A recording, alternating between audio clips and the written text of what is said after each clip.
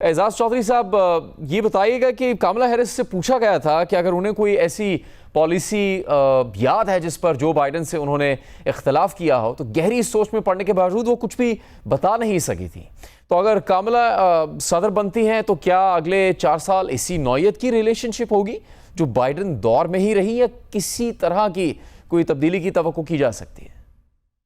جی، مجھے ایسا ہی لگ رہا ہے کہ چونکہ اب امریکہ کے حوالے سے یہ طے ہے کہ وہ چین کے ساتھ ان کا مسابقہ ہے، اور ہندوستان ان کا اس حوالے سے پارٹنر بن چکا ہے. ایسے میں وہ پاکستان کے ساتھ کوئی بہت گہرے تعلقات شاید قائم نہیں کرنا چاہیں گے تا وقت کہ کوئی ایسی صورتحال بن جائے. ہاں، لیکن اگر پاکستان کے اندر کوئی سیاسی استحکام آ جاتا ہے اور اقتصاد ہماری بہتر ہو جاتی ہے تو یقیناً آپ کے انویسٹمنٹ اپرچونٹیز کو امریکی ضرور استعمال کرنا چاہیں گے، اور کچھ نہ کچھ تعلقات اس طرح بھی رہیں گے کہ ہمارا ڈائسپورا ہے، ہماری انفارمیشن ٹیکنالوجی کے ایکسپرٹس بڑے کنیکٹڈ ہیں، ہمارے فزیشینز جاتے ہیں، ہمارے اسٹوڈنٹس وہاں جاتے ہیں، تو تعلقات تو رہیں گے پیپل ٹو پیپل لیول پہ. لیکن گورنمنٹ ٹو گورنمنٹ لیول پہ میں بہت زیادہ تعلقات بڑھتا ہوا نہیں دیکھ رہا. ملیہ صاحبہ، امریکہ کے موجودہ صدر جو بائیڈن کا یہ کہنا ہے کہ براک اوباما کے نائب کی حیثیت سے ان کا مختلف کردار تھا، مگر جب صدر بنے تو انہوں نے اپنی سوچ سے پالیسیز بنائیں. کاملا ہیرس جیتے ہیں تو آپ کے نزدیک پاکستان سے متعلق ان کی پالیسیز جو بائیڈن دور سے مختلف ہو سکتی ہیں، اور اگر ہوں تو کتنی مختلف ہوں؟ میرا خیال ہے اس وقت پاکستان اور امریکہ کے درمیان جو تعلقات ہیں وہ ایک چوراہے پہ ہیں، کراس روڈز پہ ہیں.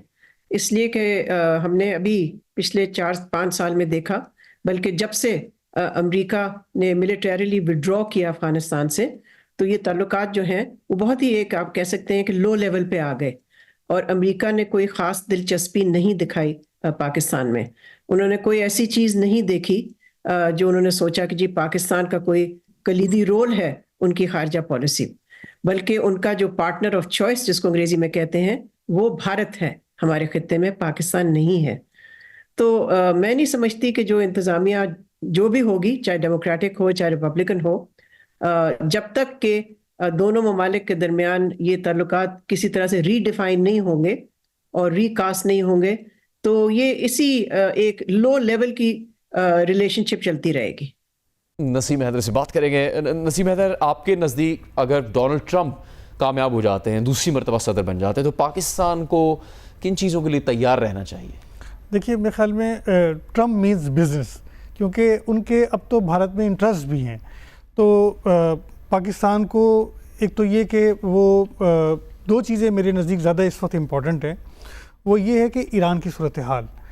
ٹرمپ نے یہ کہا ہے کہ اگر اسرائیل جو ہے وہ ایران کی ایٹمی تنصیبات پر بھی حملہ کرنا چاہتا ہے تو کرے. وہ اس کو ایک طرح سے اکسا رہے ہیں کہ وہ یہ کام بھی اگر کرنا چاہتا ہے تو کر لے.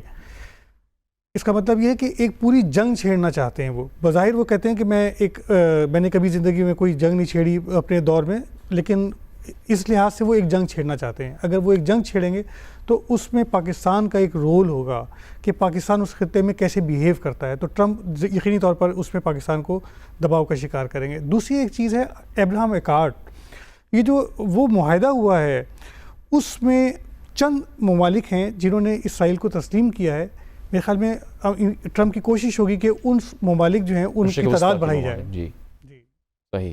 یہ ایک تبدیلی آ سکتی ہے بڑی، یا پھر ان کی جو ماضی کی پالیسی ہے اس کو وہ آگے جاری رکھ سکتے ہیں ڈونلڈ ٹرمپ اگر صدر بنتے ہیں. نسیم حیدر کا یہ کہنا تھا. نعمانہ ناہید صاحبہ سے ہم ایک بار پھر بات کریں گے. نعمانہ صاحبہ، آپ نے چین اور یورپ میں سفارتکاری کی ہے، اس میں شک نہیں ہے کہ بعض یورپی ممالک کو خدشہ ہے کہ ٹرمپ آئے تو انہیں نیٹو کا بجٹ بڑھانا پڑے گا، ورنہ ٹرمپ انہیں روس کے رحم و کرم پر چھوڑ دیں گے، جس طرح کہ ان کا موقف بھی رہا ہے یوکرین روس جنگ سے متعلق. آپ کے نزدیک ٹرمپ آئے تو پاکستان کے لیے کیا اہم ہو سکتا ہے؟ کیا کوئی بڑی تبدیلیاں ہوں گی جس کے لیے تیار رہنا چاہیے پاکستان کو؟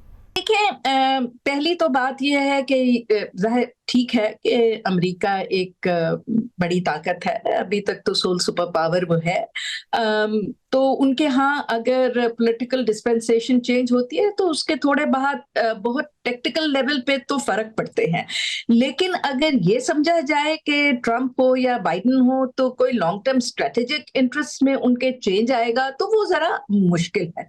हाँ, किसी रिपब्लिकन्स हैं तो उनका एक थोड़ा फर्क टेक्टिकल वो होते हैं, ओरिएंटेशन जरा थोड़ी सी डिफरेंट होती है, डेमोक्रेट्स की जरा डिफरेंट है।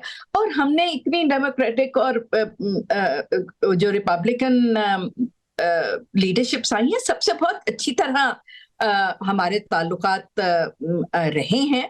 तो देखते हैं कि सेकंड टाइम आके अब वो अपनी ओरिएंटेशन, अपना जो उनका एक पॉलिसी स्टेटमेंट है वो क्या आता है अगर वो जीत गए तो उस वक्त फिर उसका एनालिसिस किया जाएगा। और आई एम श्योर कि जैसे हमेशा की तरह हम बिल्कुल प्रिपेयर्ड है कि जो भी उनकी ओरिएंटेशन होगी हम अपने नेशनल इंटरेस्ट को सबसे अव्वल रखते हुए उसके साथ जिस तरह भी अपने ताल्लुकात ठीक रख सके वो जरूर रखेंगे। कहा है उन्होंने कि अगर दोबारा सदर बनते हैं तो देखे जाएगा कि क्या होता है। क्या